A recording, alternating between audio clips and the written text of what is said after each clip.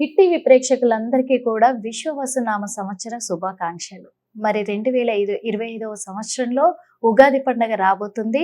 ప్రతి ఒక్కరు కూడా వాళ్ళ రాశి గ్రహస్థితులు ఎలా ఉండబోతున్నాయి, రాశి ఫలాలు ఎలా ఉండబోతున్నాయి తెలుసుకోవాలని ఎంతో ఆరాటంగా ఉన్నారు. కాబట్టి అవన్నీ కూడా ఇప్పుడు మీకు క్లియర్గా ఎక్స్ప్లెయిన్ చేయడానికి మన ముందున్నారు మరి ఆస్ట్రాలజర్ అలాగే life coach doctor R B Sudha గారు. అడిగి తెలుసుకుందాము మరి ఎలా ఉండబోతుంది ఈ సంవత్సరం.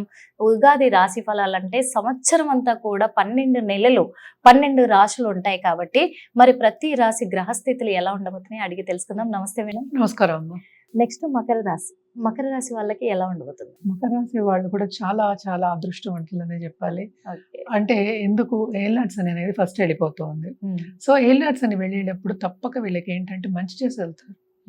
అంటే ఏంటి, పైకి తీసుకెళ్ళిపోతారు. అంటే మనం ఎప్పుడు చెప్తూ ఉంటాం కదా, ఒక స్టెప్ కాకుండా 2 స్టెప్లు పోనీ, అది అర్థం కాకపోతే ఏంటంటే ఒక లిఫ్ట్లో ఎక్కి వెళ్ళినట్టే, బటన్ నొక్కితే పైకి వెళ్తారు కదా.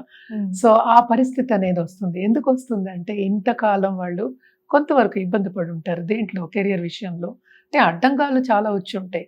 మరి ఏదైనా పని చేద్దాం అంటే శ్రమ అనేది కామన్. అది శ్రమకి తగిన ఫలితం ఉంటేనే ఎవరైనా హ్యాపీగా ఫీల్ అవుతారు.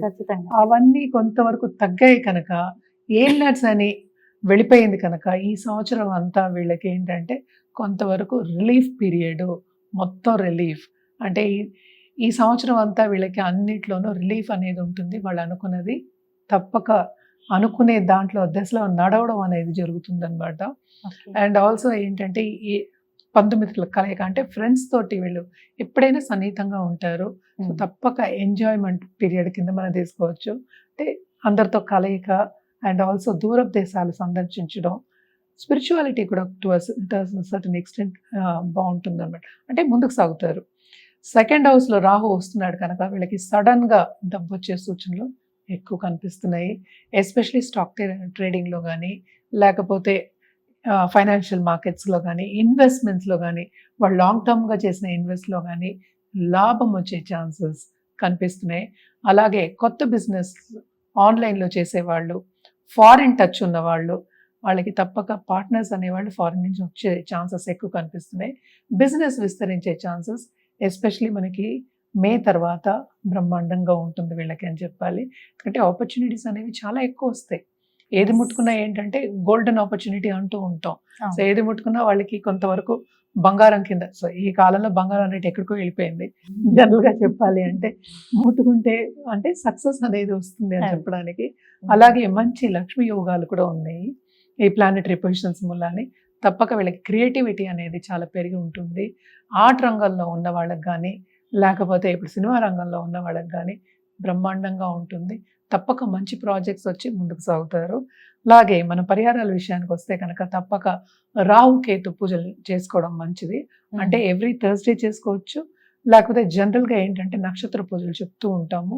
మీ నక్షత్రానికి, రాశిలో ఉన్న వాళ్ళకి మీ నక్షత్రానికి పూజ చేసుకోవడం చాలా చాలా మంచిది. అండ్ ఎప్పటికైనా సరే మనం రాహు కాళ్ళు పట్టుకోవాలంటే మనం ఏంటంటే శని కాళ్ళు కూడా పట్టుకోవాలి. ఎందుకంటే రాహు ఓన్ హౌస్ అని మనం ఎప్పుడు కుంభాన్ని చెప్తూ ఉంటాం. కుంభానికి వస్తున్నారు. సో తప్పక ఏంటంటే శని గ్రహ అనుగ్రహం ఉండాలి. సో శనీశ్వరుడు అనుగ్రహం ఉండాలి అంటే కనుక సర్వీస్ చేయాలి. ఎవరికి చేయాలి? లేని వాళ్ళకి. లేని వాళ్ళు అంటే ఏంటంటే కొరత ఉన్నవాళ్ళు అందం, లేని వాళ్ళు అనందు. సో తప్పక అనాథాశ్రమంకి వెళ్ళినా మనం చేయొచ్చు. అలాగే ఏంటంటే నవగ్రహాలు ప్రదక్షిణ చేసుకోవడం శనివారం చాలా మంచిది. ఇవన్నీ చేసుకుంటుంటే ఇంకా బాగుంటుంది. ఈ సంవత్సరం అంతా బాగా ఎంజాయ్ చేస్తారు అన్నమాట. Thank you so much.